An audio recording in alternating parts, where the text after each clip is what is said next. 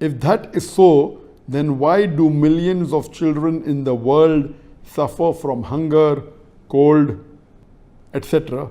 As the great Russian writer Dostoevsky asked in his famous novel, بسم اللہ الرحمن الرحیم۔ السلام علیکم دوستو جیسا کہ آپ جانتے ہیں کہ دنیا میں کچھ لوگ امیر گھرانے میں پیدا ہوتے ہیں اور کچھ لوگ غریب گھرانے میں پیدا ہوتے ہیں۔ دنیا میں بہت سے لوگ عیش و عشرت سے اپنی زندگی بسر کر رہے ہیں اور دوسری طرف بہت سے لوگ محنت مزدوری کر کے اپنے بچوں کا پیٹ پال رہے ہیں۔ بہت سے لوگ بے روزگار ہیں، کام کی تلاش میں ادھر ادھر پھرتے ہیں۔ دوستو آج کی ہماری ویڈیو بھی اسی حوالے سے ہے۔ ڈاکٹر ذاکر نائک صاحب سے آن لائن سیشن میں ایک شخص نے اپنا تعارف کرواتے ہوئے کہا کہ میرا نام عارف انصاری ہے، میں اتر پردیش انڈیا سے ہوں۔ میرے ایک غیر مسلم دوست نے مجھ سے پوچھا ہے کہ تمام مذاہب تو ہم پرست اور چھوٹے ہیں، صرف سائنس سچی ہے جو مسلسل ترقی کر رہی ہے۔ مذہب کہتا ہے کہ اللہ سب سے طاقتور، مہربان اور سب سے اچھا ہے۔ اگر خدا ایسا ہے تو پھر دنیا کے لاکھوں بچے بھوک، سردی وغیرہ کا شکار کیوں ہو جاتے ہیں؟ دنیا میں اتنی غربت، بے روزگاری، بیماریاں وغیرہ کیوں ہیں؟ اگر خدا طاقتور اور مہربان ہے تو پھر اللہ تعالیٰ ہر ایک کو ڈیسنٹ لائف کیوں نہیں دیتا؟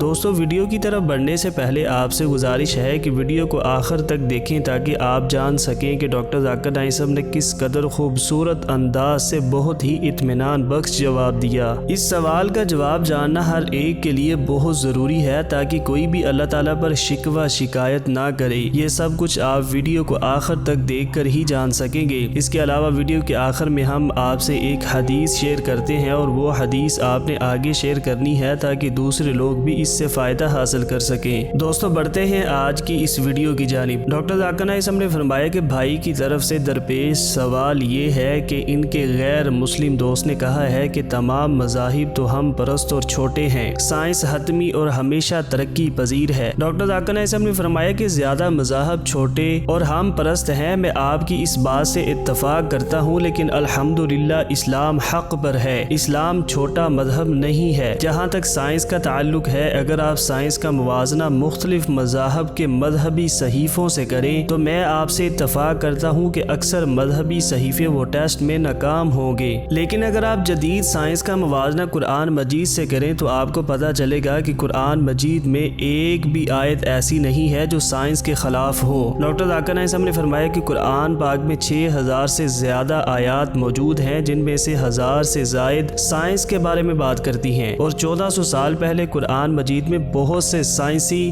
حقائق کا ذکر کیا گیا ہے جو تقریباً 50 سال پہلے، 30 سال پہلے یا 300 سال پہلے دریافت ہوئے۔ قرآن مجید نے 1400 سال پہلے ہی بتا دیا ہے۔ آج کی جدید سائنس آج وہ ثابت کر رہی ہے جو قرآن مجید میں 1400 سال پہلے ہی ایمبریولوجی، بایولوجی، زولوجی، میڈیسن کے بارے میں بتا دیا ہے۔ سائنس نے یہ سب کچھ 50 سال، 100 سال یا 200 سال پہلے دریافت کیا ہے۔ قرآن پاک میں اس کا بھی ذکر ہے کہ ہر جاندار کو پانی سے بنایا گیا ہے۔ ڈاکٹر ذاکر نائک صاحب نے فرمایا کہ دنیا کی ابتدا بگ بینگ سے ہوئی۔ قرآن مجید میں 1400 سال پہلے ہی یہ بات بتا دی گئی ہے، لیکن جدید سائنس کو یہ بات کچھ دیر پہلے پتا چلی ہے۔ لہذا اگر آپ جدید سائنس کے ساتھ قرآن پاک کا موازنہ کرتے ہیں تو الحمدللہ قرآن پاک بہت بہتر ہے۔ ڈاکٹر ذاکر نائک صاحب نے فرمایا کہ قرآن پاک کی ایک بھی آیت ایسی نہیں ہے جو قرآن کے خلاف ہو، اور سائنس جیسا کہ آپ نے صحیح کہا ہے ترقی کر رہی ہے، اور قرآن مجید نے بہت سی چیزوں کا ذکر کیا ہے جس کا سائنس نے ابھی تک تصدیق نہیں کی ہے، لیکن سائنس نے اسے غلط ثابت بھی نہیں کیا ہے۔ انشاءاللہ مستقبل میں سائنس ان باتوں کو ثابت کرے گی جن پر ریسرچ جاری ہے۔ ڈاکٹر ذاکر نائک صاحب نے فرمایا کہ قرآن پاک حق اور سچ کی کتاب ہے۔ قرآن مجید سائنس کی کتاب نہیں ہے بلکہ سائن کی کتاب ہے، یعنی نشانیوں کی کتاب ہے، جس میں 6000 سے زائد آیات ہیں، جس میں سے 1000 سے زائد سائنس کے بارے میں بات کرتی ہیں۔ لہذا قرآن پاک سائنس سے کہیں برتر ہے۔ ڈاکٹر ذاکر نائک صاحب نے فرمایا کہ اب آپ کے سوال کے دوسرے حصے کی طرف چلتے ہیں، جس میں آپ نے پوچھا ہے کہ دنیا میں لاکھوں کی تعداد میں بچے بھوک کی وجہ سے کیوں مر جاتے ہیں، دنیا میں کیوں تکلیف ہے۔ ڈاکٹر ذاکر نائک صاحب نے فرمایا کہ اللہ تعالیٰ قرآن پاک کی سورہ ملک آیت نمبر 2 میں فرماتا ہے، جس کا ترجمہ ہے، جس نے موت اور حیات کو اس لیے پیدا کیا کہ تم تمہیں آزمائے کہ تم میں اچھے کام کون کرتا ہے اور وہ غالب اور بخشنے والا ہے۔ ڈاکٹر ذاکر نائک صاحب نے فرمایا کہ اللہ تعالیٰ نے آپ کو یہ زندگی امتحان کے لیے دی ہے کہ آپ میں سے اچھے کام کون کرتا ہے، یہ دنیا آخرت کے لیے امتحان ہے۔ اللہ تعالیٰ قرآن پاک کی سورہ بقرہ آیت نمبر 155 میں فرماتا ہے، جس کا ترجمہ ہے، اور ہم کسی نہ کسی طرح تمہاری آزمائش ضرور کریں گے،